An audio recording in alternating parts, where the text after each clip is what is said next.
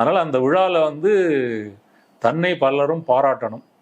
அதில் பிஎல் சந்தோஷ் வந்து தலைமையில் அண்ணாமலை, வானதி சீனிவாசன் எல்லாரும் வராங்க. எச் ராஜா கீழே உட்காந்துருக்காரு. அப்புறம் ரங்கராஜ் பாண்டே, கோலாகல சீனிவாசன்லாம் வந்து இரு துருவத்திலிருந்து அவங்க வந்து இவருக்கு ப்ரமோஷன் கொடுக்குறாங்க.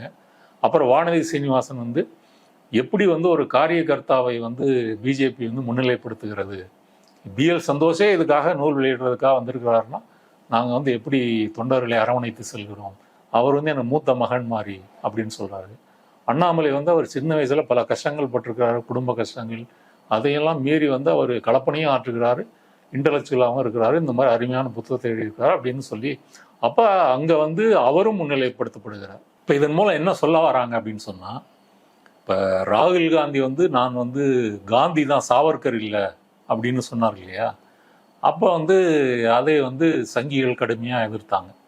அப்போ இந்தியாவில் வந்து ஏதாவது வந்து மன்னிப்பு கேட்கறதுனா நான் என்ன சாவர்கரா அப்படின்ற மாதிரி ஒரு ஹேஷ்டேக்கு அல்லது வந்து ஒரு பஞ்சில் டயலாக் வந்து உருவாயிருச்சு.